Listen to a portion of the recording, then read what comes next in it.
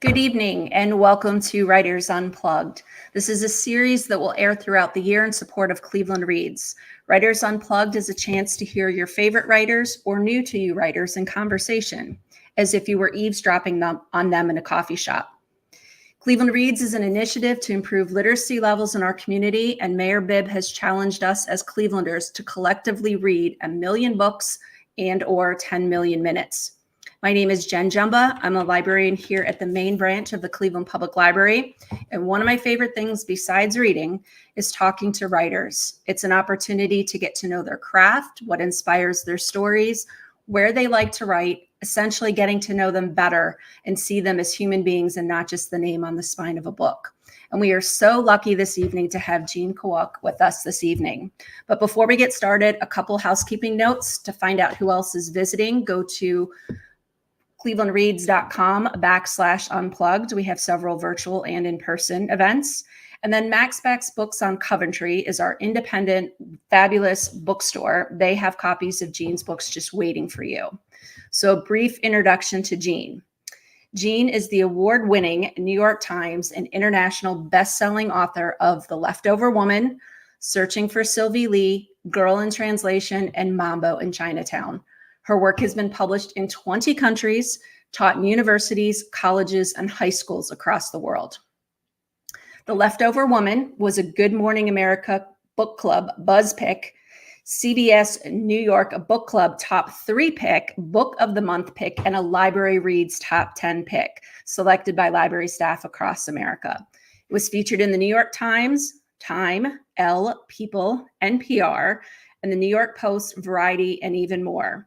It was an instant New York Times bestseller, was Searching for Sylvie Lee, and was selected as the Read with Jenna Today Show Book Club.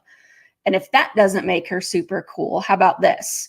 She was one of 12 writers asked by the Agatha Christie estate to write an original authorized Ms. Marple story for Marple 12 New Mysteries, and all of her books are in development for film and television. But this is where it's really humbling. Jean has immigrated from Hong Kong to Brooklyn when she was 5 and worked in a Chinatown clothing factory for much of her childhood while living in an unheated, roach-infested apartment.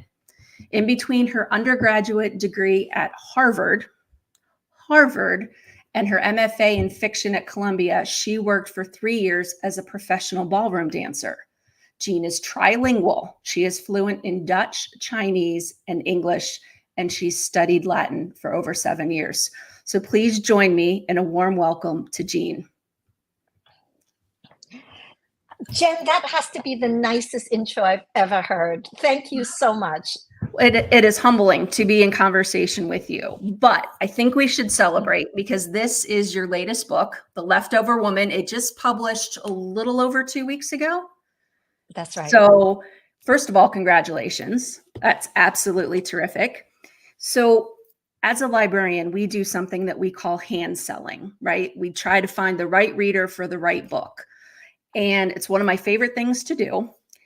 And normally, depending on what the reader's looking for, I can find just the right book and I can kind of hit the talking points that resonates if they're character-driven, story-driven. And I can normally do it succinctly. But I have tried for the last however many days to try to succinctly talk about The Leftover Woman. And I was thinking maybe you could do that for us. Right. Well, so I know it is hard to put everything into kind of a short format, but The Leftover Woman is about what happens in China when a young woman is told shortly after she gives birth that her baby had died.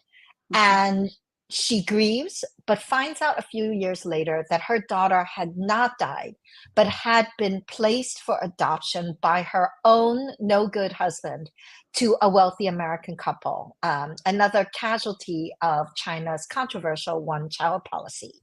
When the book opens, Jasmine, the birth mother, has followed her daughter to New York City to try to get her back. Yeah, this book is amazing. So I'm joined by award-winning and internationally best-selling writer Jean Kwok. So ultimately, I would say the story is about love. Yes. Right? So let's talk Absolutely. a little bit about some of the characters, right? So you have Rebecca. She has what looks like the world, in her hands, this amazing job working for a big publishing house. She's a great husband. She has a daughter that she absolutely adores, right? And then she kind of aligns herself with a writer who didn't quite tell the truth in a memoir. And so things are starting to kind of fall apart, right? Right, right. And so just to be clear, Rebecca is the adoptive mother. Okay. So the leftover woman is told from two points of view, from Mhm. that of Jasmine, the birth mother, the woman I spoke about, who has, come from China to try to find her child and get her daughter back. And from Rebecca's point of view, and like you said, Rebecca is a wealthy publishing executive who Mhm. has a high powered career, and she seems to have it all, including an adopted Chinese daughter she absolutely adores. But Mhm. this world begins to crumble, and it is indeed also a kind of insider look at books and at publishing and at the world of what happens to a book before we get it in our hands. Can you talk a little bit about that while we're on the topic of what it's like to, kind of be wined and dined, I guess, by publishers, and then not only publishers but editors who decide, yes, we can work well together to take what you've written here and make it even better. I mean, how does that exactly work? You don't just sit and write and send it and it gets printed and bound and, we enjoy it as readers. No, that's right. There's a whole process, and you're lucky if you're wined and dined, right? And Yeah. the truth is, us writers secretly, we would pay you to publish our books, right? But we're not going to tell them that because we need to make a living. Right. But the truth is, we're desperately want people to read our work and for it to get out in the world. But what happens is that in the world of traditional publishing, not Mhm. self-publishing, because I don't know that world. That is also a very viable route these days, but that's something I don't know. I'm traditionally published. In the world of traditional publishing, you write the manuscript. You need to get an agent. An agent is like your manager, and you pay your agent a certain percentage of everything you earn. But it's very, very hard to find a good agent. It's extremely competitive. And once you get an agent, then your agent will represent you, and your agent knows all the editors, your agent knows their taste, and your agent will give your manuscript to the people she thinks might want it. When This is the world Rebecca navigates in. So Mhm. your agent will give your manuscript to different editors. And Rebecca, in my novel, The Leftover Woman, Mhm. is one of these top editors. Yes. Sometimes it can happen that nobody wants your book and you're just like, ah, so that's Right. not good. And then you have to rewrite and then you have to try to resubmit and all this. But Yes. sometimes more than one editor will be interested. Okay. And if more than one editor is truly interested, what they do is, this also happens for agents. They always call you first. They always call the writer first. And the reason they do that is because they want to make sure that you are not freaking crazy. Like they do not want you to be a psychopath. That is Right. No, that's impossible fair. to work with. Yes. Well, I can tell you when I got called by my big, huge agent, um, I knew all I had to do was act normal. But it was so hard because I was so ecstatic and terrified, and knowing that I could mess up my entire life in the next 5 minutes, so that I started to wheeze like an overweight cat. I'm like, and she's like, blah, blah, blah, blah, blah, I love your book. Why did you write it? I'm like, I'm not sure why I wrote it. I'm trying Right. desperately to Right. sound like a normal person so that she doesn't write me off as a serial killer. So you Yeah. go through that song and dance with the agent, and you also do it with the editor. If you pass that, which really every normal person can, um, then the editor will actually make an offer. And in a competitive situation, there will be an auction in which different editors make different offers. Okay. But the interesting thing about auctions in the literary world is that, the author can decide. It's Okay, that not was going to be my question. Yeah. That's right. It's not necessarily that you have to go with the highest offer. It Okay. also can depend on the marketing plan. For me, it depends a lot on what the editor has to say about my manuscript. If I Okay. feel like they get it, if they're going to help me get it, make it better, or if Right. they want to make a completely different animal out of the book than what I had intended. Well, Um, absolutely.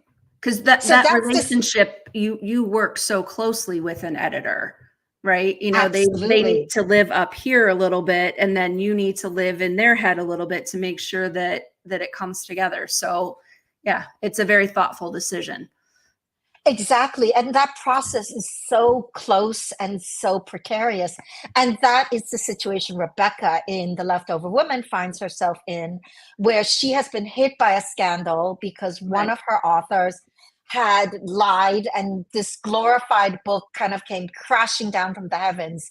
So she is desperate to land this fantastic new author, and that's happening at the same time as the whole story about her child and her husband and all the pieces of her career that she's trying to juggle. Absolutely. It's a lot like life. Like things don't kind of line up in a queue in the order in which they were received for us to process, right? It's normally like multiple things happening at the same time. And we're going, okay, wait a second. I think I got this, right? I think, I think exactly. I So hope.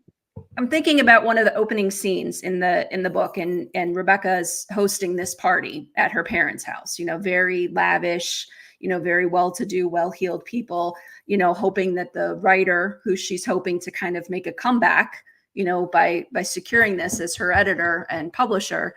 And it's all about appearances, right? And I'm caught by her kind of reflecting back on her time when she was backpacking through China, which is where she ended up meeting her husband. That nobody knew who she was, like, because she's the child of the owner or the founder of the publishing house that she's at right now. And she tried so hard to kind of do it on her own. And it's all about appearances, right? And then she talks about being backpacked. Like, people didn't know who I was. I could just kind of be me, right? I didn't have to be perfect. And now there's this tension that exists for Rebecca, that she needs things to be back to being perfect. She needs to land that fabulous writer, her marriage needs to be perfect, all of those things. So there's a tension that exists with her. And at the same time, you have Jasmine's point of view, where she's trying to escape her like no good husband and figure out how she's going to get back in touch with her daughter. Well, I mean, Jen, I think you're such an incredible reader, because I haven't actually talked about this much in the interviews I've done, but indeed, appearances is one of the major questions and themes of the book, right?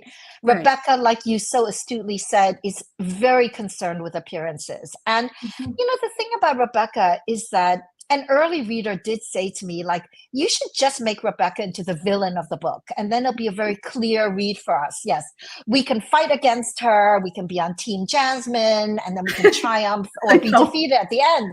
And Right. I mean, that is a very clear kind of propulsive storyline, but I didn't want that. I really wanted the book to be equally, in some ways, both women's, that you can be on Team Jasmine, Team Rebecca.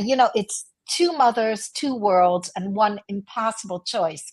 And so I wanted to give Rebecca's story as, much compassion as Jasmine's. And Right. indeed, none of us asked to be born into either privilege or poverty. And Rebecca did not ask to be born into this incredibly privileged situation, and she is aware of it.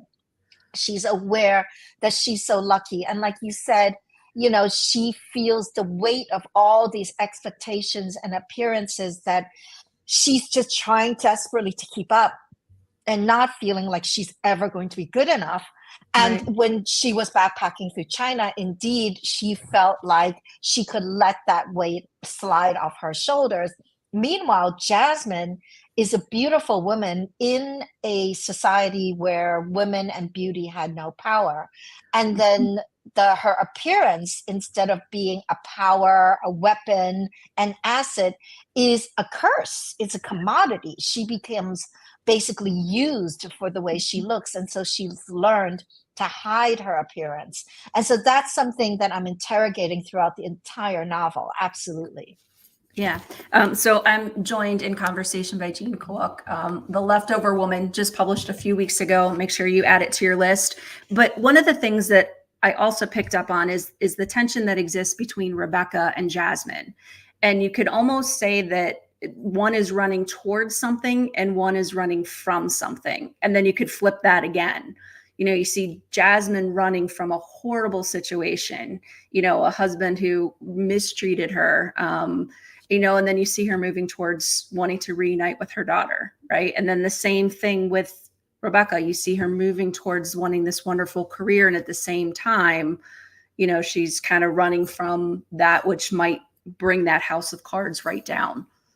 So such a delicate balance that you do so beautifully, I think, in this book.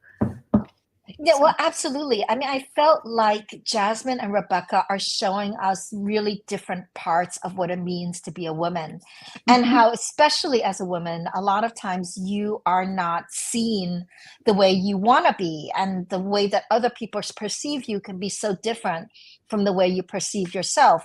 And Yes. with Jasmine, because she's poor and powerless and an immigrant, her exterior is very different from the interior, the rich interior life we have access to, because Yes. we're in her point of view. And that is, of course, the beautiful thing about being in a book, is Yes. that, we are just really walking a mile in her shoes. But Rebecca is the same thing too, because Rebecca has this perfect outside inverse of Jasmine, but on the inside she's insecure, and she's really is trying her best. And she knows she's not perfect, but Right. she actually has a great mind, and she is ambitious, and she has a right to those traits, and she's willing to fight for the things that she wants and she loves. And that's something that we admire very much in her as well. Right. The other thing I'm thinking about in this book is the relationship that exists between mothers and daughters. Can you talk a little bit more about that and why you chose to highlight those? Oh, yeah, yeah. I mean, it is indeed very much about motherhood. And even if Mhm. we are not, us women, even if we're not all moms, we are all daughters of Mhm. someone. And that's a relationship that can be very loving, but can also be very fraught. And in the novel, Jasmine is a product of the one child policy. So and that was, in place in China for decades, where families were forced to have only one child. And if they violated this policy, the penalties were Yeah. so severe, like losing your job, being ostracized. There's talk of forcible sterilizations and abortions. Um, it really could destroy your life. And so people in this male centered society felt like, if we're only going to have one child, we need for it to be a man, a boy, to Right. take care of us in our old age, and to continue the family line and our system of ancestor worship. With the result that today in China, there are 32 million more men than women. So we are missing, with a 50-50 birth rate, we are missing 32 million women somehow, somewhere. So Wow. Jasmine, yes. So we had decades of this policy being And in now you place. Is see what now that has translated to. I mean, 33 exactly million. Wow. 32 million. Exactly, exactly. That's And Jasmine significant. Yeah. was one of the early one child girls who was abandoned. Yes. And she grew up abandoned by her own parents. And so, as a parent herself, she's desperate to show her daughter that she loves her and she's there for her. But Rebecca, Rebecca also has a fraught relationship with her mother, in that her mom is very judgmental and, Mhm. pretty hard on Rebecca and not sympathetic.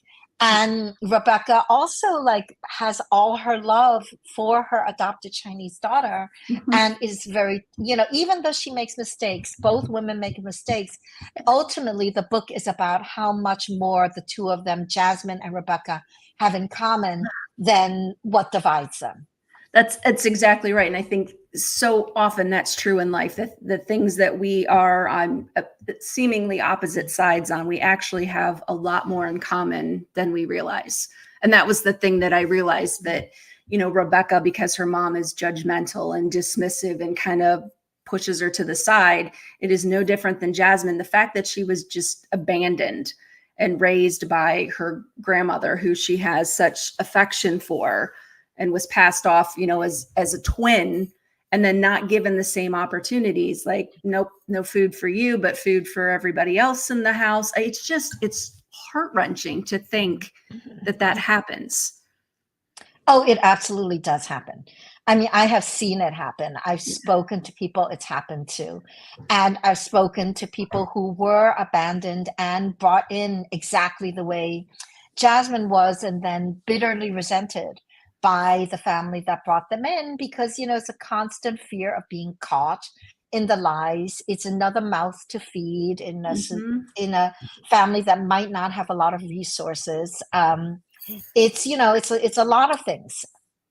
And the other thing too, though, is that, despite how they were both treated and abandoned in different ways, whether emotionally as and physically, both, they're still kind and compassionate and won't pass that on to their daughter, right? That they That's believe right. in love and compassion and advocating, for their daughter. So Exactly. And we see people do that, right? We see people absolutely. make a break with the trauma of their past and do absolutely their best to give their children a better life. And sometimes we are traumatized enough that we cannot do a perfect job. But I think it's fair to say that most people really do their best to give their children a better chance than they had themselves. I think you're exactly right. So I'm joined in conversation by Jean Kwok of The Leftover Woman. What's the relationship, or what was the relationship with your mom? Because there are great pictures on your website of her. Uh, yeah, I love my mom very much. I think my mother's was really the center of our family, Mhm. and she was such a source of wisdom and love, and she was always an inspiration to me. But there were ways in which, my mom never understood me, because I am a product of growing up in the West. I'm a product of growing up in New York City. Mhm. I'm ambitious in a way that my mother wasn't and never had the opportunity to be. My mother never went past elementary school. She told me that she would be dusting the books of her brothers and try to like take a little peek inside to see if she could pick up some of that knowledge. But no, girls, she was not, it wasn't considered necessary for her to go to school. And honestly, in my family, it wasn't, I was brought up by like the opposite of tiger parents. We were very, very poor when we first moved to the US. I lived in an apartment without a working central heating system in Brooklyn. Oh, yes. I So worked in cold. a It's not like California where might get chilly. Oh my God. No, No, it bitter was, cold. the windows were literally covered with ice on the inside all winter long. And I worked in a clothing factory in Chinatown for most of my childhood. So I had a very different upbringing from Rebecca. But I did have the opportunity to grow up here in the West and to get an education, even though it wasn't really considered necessary for a girl to do that in my family as well. And so I had that opportunity, and I was able to go to college and go to Harvard and so on. And that creates a kind of gulf, of course, between me and my mom, Mhm. because I belong to a different culture and language in a way that's very hard for her to bridge. But she's very much in all of my books, because when I have the difference between the internal self and the external self. Like when we see Jasmine and we're in her chapters and we think she's so wise and cool and deep and Yes. articulate. And then we suddenly hear her in English and you think, oh my goodness, Yeah. she's a completely different person in English than she is in Chinese. Yeah. That's me thinking about my mom and how she was totally different in Chinese than she Wow. was with her very limited English. Well, yeah, there were moments reading Jasmine's perspective that I was like, okay, this is somebody I need to go like have a glass of wine with, right? And just soak in all that wisdom, because I think it was just so well done, and nuanced, and just that she was so positive despite her upbringing, you know, and willing to do what it takes to accomplish, you know, her goal of being able to be reunited with, you know, her daughter. You know, I, it's just, there are a lot of things that, you know, most of us like, "Well, I'm not doing that. No, I'm not doing it." Nothing. Like she was prepared. um well, she had decided enough was enough. yeah. So I think for most of her, the first part of her life, the life that is in the backstory of the book, Yes. she was used, she was sold, she was in love with her husband, even though she shouldn't have been. She was naive, and she Yeah. gave him her heart. And then when she found out what he had done to their child, she makes a break and is like, I am taking action now. I am taking back my I love life. it. I love it. So I'm joined by Jean, who's the writer of The Leftover Woman. Can we talk a little bit about Anthony? Like, one of my favorite characters, favorite scenes in the book. Yeah. Right. I mean, I love Anthony too. Anthony is extremely lovable despite his Yes. more ornery characteristics. And Yes. so Anthony is Jasmine's childhood friend. They were never romantically involved. Mm-hmm. And she runs into him when, in chapter one, basically, when Mm-hmm. she is looking for a job in a restaurant in New York City without the right language papers or, training. She's trying to get hired to repay the Chinese mafia, these snakeheads who have smuggled her to the US. And when she sees Anthony, she's so happy because our identity is so Mm-hmm. much reflected back upon us by the people that we know. And, when you're in your own society and culture, you can say, I live in Cleveland. People know what it means. And they're like, oh, yeah, my uncle lived in Cleveland. Oh, that part. I went to that school. And they Yeah. are reflecting yourself back to you. But when Mm-hmm. you change cultures, you really move and displace yourself, like Jasmine has. There's no more reflection. It's only you. People don't know what Cleveland is. They Right. don't know what that high school is that you referenced. And so when she runs into Anthony, she's so happy because this is a piece of her childhood Yeah. and her identity. He was her best friend, when they were 14 years old, Mm-hmm. but he's mad. So it does Yes. not go well, as you know, Jen. It's like, Yes. there's an initial happiness to see each other, but he's mad because she got married and she cut off their friendship. Mm, absolutely. Yes. Yeah, no, there is that tension. And it's interesting. You just said that the people from your life reflect back your identity. And I just wanted to like take a moment and just like, it's like these little nuggets that appear in your book, little phrases that I like write down and tuck so I can pull out later. But I think about that. I think about people who you know from your life in different periods and reflect back to you those experiences that you shared together. So, and I think how important it is to have that. And so how isolating it must be for Jasmine to come here and not know anybody, and for nobody to know her and, you know, her experiences. So Anthony is by far one of my favorite characters. So, I'm so glad. I was just talking to my Uber driver, and we had, you can have this conversation with everyone, yeah. where he's just driving his Uber and he rents the car, and his English isn't that good. He's only been in the U.S. a few years, but if you talk to him longer, he had a whole other career in his own country. He has Mhm. all these degrees from his own country. He nobody can see those things because his English isn't good enough, and it's very easy to decide that not being fluent in our language means that someone's not intelligent, or not Right. devoted or ambitious or any of those things. We can judge a lot based on language. Absolutely. Says the person who's fluent in three languages. and probably a fourth if we count Latin. But Well, that's I something, wasn't always, so I know what it's like yeah, not to be fluent in the language. absolutely. But Absolutely. it appears throughout your books, this, I want to say clash of cultures. I don't mean it in that sense of this, my parents come from here, but I was born here. So you have kind of worlds colliding and trying to figure out which one you identify with. And so you sometimes often feel like not part of either.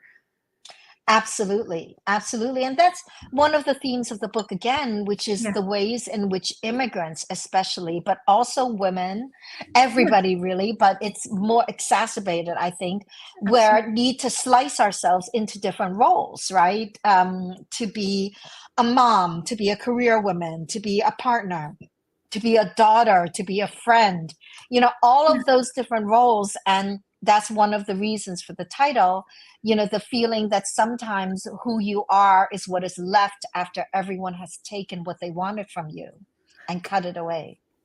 Yeah, I was about to ask you about where the title of the book came from. So well done. Can you talk a little bit about the 10%? The 10%. So I'm not sure what you mean by the 10%, Is it but to keep 10% for you?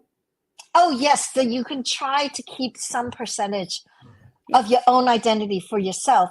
But the leftover woman has a double meaning. And, Mhm. one is the poetic one I just gave you, which is the Yes. true meaning of it in the book, that we are what is left Yes. of the leftover woman. But it's also reference to the fact that, the one child policy in China succeeded so drastically that the birth rate plummeted.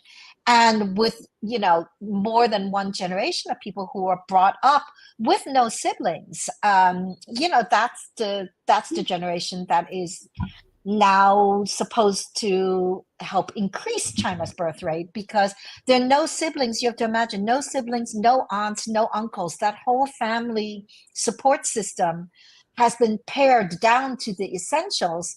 And these kids, grow up and they're like, well, I don't need to have 7 kids. I mean, I'm an only child, I think one at most. And so it's plummeted to such an extent that the Chinese government has now abolished the one child policy and Okay. implemented a propaganda campaign shaming women who are not married and not having children by at the ripe old age of late 20s. And they are calling them leftover women because they are like leftovers on a plate, that are getting thrown away and are not nourishing anyone, not contributing to the country. And so somehow after all the suffering, of women in the decades of the one child policy, it is somehow still our fault. I don't even know what to say after that. Like, that's so hard to follow up because it's such a profound, I would say, burden that is placed upon the women when it wasn't their decision to begin with, which is probably a whole other discussion here in the United That's States about right. women and decisions, but discussion for another day. So I am joined by internationally best-selling, award-winning writer Jean Kwok. Um, the other thing that is interesting about Rebecca, and you said it earlier, is how we're able to get glimpses inside the character's head, right? What they think. And there is a point where Rebecca discovers something in her husband's jacket pocket, right? And then she remembers something that she read, and that was everyone has a garden inside of them, an acre of land that's all their own. So I think your book also speaks to that as well, about all of us readers, right? Trying to preserve that in whatever style that looks like. Because hers, she imagined, was immaculate and had all these fragrant flowers. And then she asked her husband the same question. He's like, oh, I think mine's a swamp. Like, wait, what? How did that happen? I So, think yeah, there's definitely, I love it that you picked up on that, Jen, but yes, there's definitely a theme running through the book of your inner landscape and what does your inner landscape look like? And if your inner landscape were a garden, for example, or a jungle or a desert or a mountain range, mhm, what would that terrain look like? And what happens when we find out things that completely change our concept of who somebody is to us, if somebody is trustworthy or not, if the right, foundation of our life is shaken, literally, there's a yes, kind of earthquake through your inner landscape, what right. does it wind up looking like? Yeah, it is chilling to think about when things are disrupted.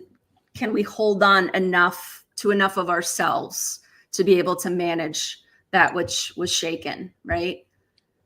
That's right. What is yourself? And are you strong enough to keep kind of the flame of your own identity alive? And that's something that, for example, immigrants have to deal with all the time, that they are here. I was just at CUNY giving a talk to, Aw, students who are learning the language. And they say, people judge them, people make all kinds of assumptions about what they can and can't do. And sometimes they're just so tired because they're working all the time in order to afford to live and to afford school and all of that. right.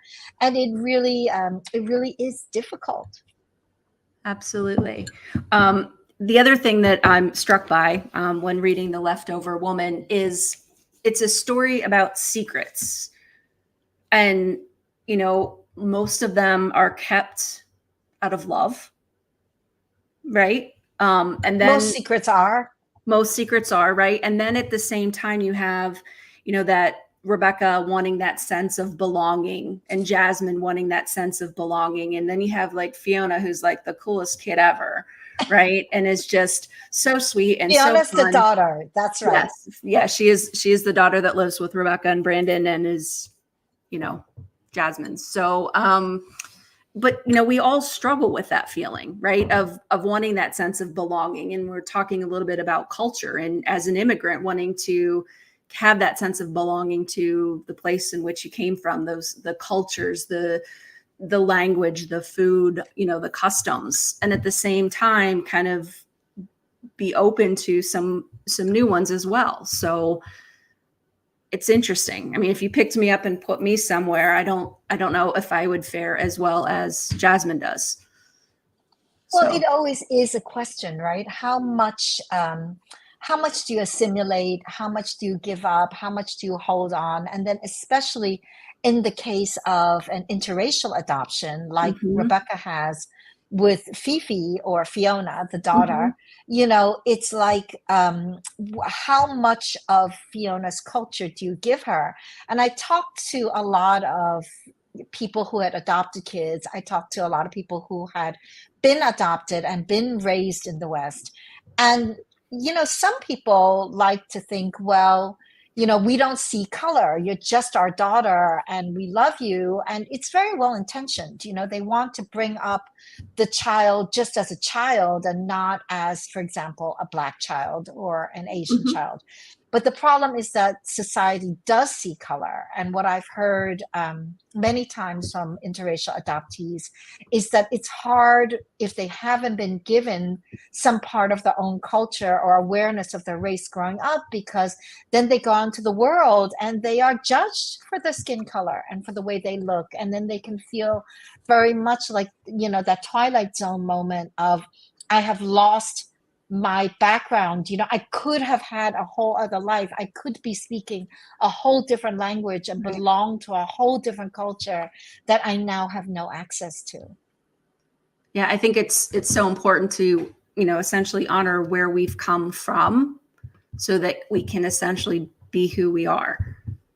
Exactly. So that you can confidently choose, right? That even if sometimes you do need to make a choice, especially if you are, brought up in a different culture than the dominant one, that's something Mhm. I've had to deal with my entire life. You are constantly choosing, but because you are choosing, you have a choice. And that is a beautiful thing. It is a beautiful thing. I almost want to say like it's the best of both worlds, but that's probably oversimplifying it. But I think we learn from one another. And if we are just patient enough to have conversations with one another to learn, I think our lives are enriched. It's part of the reason why I enjoy traveling, right? Is you get to see a different perspective, you know? That's And right. I mean, people do things that are so different that you think are, you make assumptions. You know, someone standing very close to you, you think, oh, they want to be intimate with me or they're crowding me or something. But in some cultures, that is the proper amount of space between two strangers. That's just acceptable. So yeah, things like that, you are just kind of mind blowing when you encounter them. yeah, it makes me think. Somebody once told me, like, once you know better, then you're obligated to do better, right? Mhm. So I think one of the great things that books do for us, in particular, all of your stories, right? And in particular, The Leftover Woman, is give us that opportunity to learn, to have that different perspective, to learn to, see something through somebody else's eyes that makes us much more empathetic, more mindful is the word I think you used. So, Well, that's the beautiful thing about books, right? That I think more than any other medium, we can be fully in the heart and mind of another person when we read books. And there, I think there can be no greater tool for truly feeling close to and understanding someone else, regardless of gender, race, culture, language. We can really try to understand what it's like to be another person. right. Can you talk a little bit about the books that you've written that are taught in schools, and the lessons that you hope are, imparted through your books? Well, the book that I've written that is taught in the most schools is Go On Translation, my debut novel, which is very much based on my own life. Although The Leftover Woman is already being assigned as an extra credit, and all of my books have been taught to some extent in schools. Searching for Sylvie Lee as an examination of Asians outside of their own country, the diaspora, etc. But Go On Translation is the one Yes. that is in really a lot of schools across the world because it is based on my own life. So it's about a young, smart immigrant girl who winds up living a double life between her exclusive private school and being a factory worker at night. Um, and that book is currently being challenged in school libraries across America. So that's just one of the shocking things that it's hard to believe is really happening in the United States today about a book that has really no violence, no sex in it, No. but is the story of a person from another culture. Yeah. It was I mean, it's your debut novel, but that was my introduction to you. And I was like, holy cow. So I got to read everything that you write from that moment forward. I would even argue I'd read your grocery list right now. Right. Because Thank I'm, you, Jen. yeah, no, I'm a fan of what you do and how you position things in perspectives, and especially your choice to offer two different perspectives in The Leftover Woman, both Rebecca and Jasmine. And as you read, you realize, wait, they have a lot more in common. And I won't give away the ending. We said no spoilers with this. Never, no, never Never. spoilers. Yes, no, indeed, it is, that idea of internal, external, playing across languages, because I grew up speaking more than one language, is something that that runs through all my books because I Yes. love the idea of the reader becoming a fluent Chinese speaker for the length of the novel, even though the books are in English, for example, but to really be in the heart and mind of a Chinese person and then to step out and to see, oh my goodness, but if I were just to see this person on the street, I would make all kinds of assumptions about them because of the way they look, because of the way they speak, because of their accent in English. And that's a really fun thing to do because I try to write books that are also really propulsive and have a great Yes. storyline and are twisty and fun to read. But all of the twists have meaning in that way. There's Mhm. a deeper layer to the entertainment. Yes, which is why I was stuck with like the readers that come into the library, and I was like, okay, I'm going to find just the right reader for this book. And then you start to try to talk about it, and it's just so wonderfully nuanced and layered. And it's a book that I can tell you will stay with me long for a long time, right? You know, sometimes you read, you know, things that are propulsive, they're great, they're entertaining.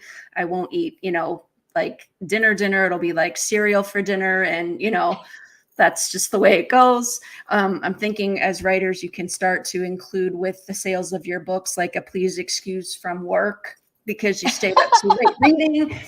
Just a thought. But I guess that's the thing that I enjoy about the books, that I'm still thinking about Jasmine and Rebecca. And then at the end, the choices that both women made. And that's all I'll say, which means you all need to go out and buy a copy of Leftover Woman from your independent bookstore near you. If you're in the Cleveland area, Max Backs Books on Coventry, but absolutely wonderful book. It's something that you will read and then you will make all your friends read because you have to talk about it with other people. Right? I'm lucky enough to talk to the person who wrote it. So this whole Writers Unplugged is to support Cleveland Reads. So can you talk a little bit about why literacy is important to you? Well, I mean, literacy is vital to our civilization. And by the way, Jen, thank you so much for what you just said about my work. That is what makes writing meaningful, to have great readers like you who, you know, kind of feel what the book is trying to do. But no, literacy is incredibly important. I did not speak English when I first came to the US, and I, you know, was not treated well sometimes in school, because sometimes you do get, I had some great teachers later on, but I also had teachers that just did not care that I didn't speak English, and would just kind of give me big zeros across the board. And it was really at my public library that I felt safe and secure and learned English and learn to read. You know, my library was a physical, emotional, mental refuge. It was warm, it was clean, it was filled with friendly librarians that would come and bring me an infinite number of books. I mean, I absolutely would not be the person I am without my public library, and literacy was achieved by me personally in my library because I loved to read. And to not be able to do that is just a huge handicap in our world as we have it today. Oh, so well said. And I think the same thing about every person that walks through, you know, my library, you know, as to how can I help? How can I meet them? How can I hear their story? You know, I think it's a privilege to be a librarian these days. As we wrap up. Well, although I do have to say, with book banning rampant across the country, I do try to tell people when I get the chance that, you know, our libraries and librarians are under siege, and this is the time to pledge our support to them emotionally, financially, in every way, because they're trying to protect our right and our freedom to read. Oh, thank you. Thank you. Thank you. So, final 5 questions. Ooh. Okay. Okay. So in the opening scene, the big gala, right? How did you learn that baby pigs get sunburned? And it made it into the book. Yes, indeed. There is a character. I have to say, he's one of my favorite minor characters, Oswald, Yes. who is Rebecca's assistant. And, you know, he's got a pet allergy, and he's like sniffling because he has to give up his baby, like, you know, pet pig. Although when he smeared the pig with sunscreen, his partner would like complain that it felt like he was marinating a pork chop. But yes, pigs have very sensitive skin, and I know this because I was once at the house of a person with a pet pig, and she was saying the pig was lying on the couch, this tiny little black pig, and she was saying that her partner kept threatening to eat it, especially when they had to smear it in with sunscreen because it was getting burned when it went outside. The things you learn about why they're in a book. Okay, so you're fluent in 3 different languages. What language do you dream in? I dream in English and Chinese. Actually, I guess I do dream in all of them. When I was mostly in English, but there have been times when I've woken up in the middle of the night speaking Chinese. And there are certain things that I know in certain languages, like, counting and multiplication, I know in Chinese because I learned them in Chinese. Okay. My home phone number, I learned in Chinese. It's always Chinese. Terms for things like mortgages and financial things, I know in Dutch because I bought a house in Holland. I spent Yeah. a lot of time in the Netherlands as an adult. I never bought real estate in America. Yeah.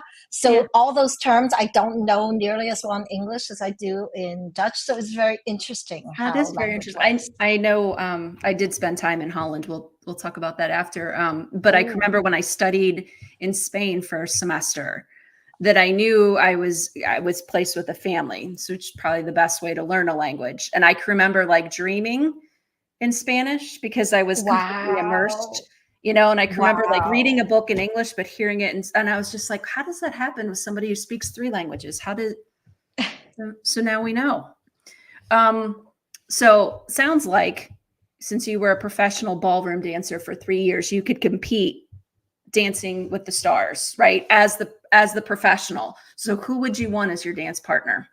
What celeb? Oh, oh my goodness. I don't really know anything about celebrities. I'm a writer. I Yeah. mean, gosh, Oh, who you're would I thinking like dance James with? Patterson, Harlan Yeah, Coben. exactly. No, exactly. Those are the ones. They don't seem very able to dance, though. Yeah. Gosh, I don't know. Maybe I'd take a woman. I think like Okay. I can lead. Maybe Margaret Atwood would dance with me. You think? Oh, Maggie, that would be awesome. As a mother of two boys, what lesson do you hope to impart on them? I think the lesson I try to teach everybody in my books, which is to go through the world and make it a slightly warmer, more compassionate place, as opposed to making a colder, more divisive place. Well said. And then finally, you divide your time between three different cities. What is your favorite thing about New York City? Oh gosh, there's so many things I love about New York. I love the diversity in New York, so that it's not only, different types of races and languages and cultures and people, but that, people just do so many different things. You can have a guy walk down the street in a chicken outfit and nobody blinks because they just saw somebody dressed as huge dog going down. Yeah. So there's a kind of richness, diversity, and freedom to New York that I really love. Yeah. Before we wrap up, I just want to say that about a year ago, you had a contest in your newsletter, and I won a complete series of the Miss Marple by Agatha Christie. And I You promise did. you, if you were part of Writers Unplugged, I would not crack open one of them, which I have not. So the entire series, Compliments of You, will go to the person who is first sending an email to popular@cpl.org and has your name in the subject line. And I will make sure that they get Wow. all of them. Jen, Yeah. you are so generous. I'm typing right now. No. Yeah. That is So, that is yeah, amazing because that was the grand prize. I mean, to yeah. win the whole Agatha Christie backlist. I was You're humbled because I so thought, generous. You're so generous to give that well, to a listener. yeah, but I have not cracked them. So the spines are perfect. They have not been Oh my read, but gosh. it's you showed up here for Writers Unplugged. So I thank you for that. So it's popular@cpl.org. Put Jean's name in the subject line. First person will win them all.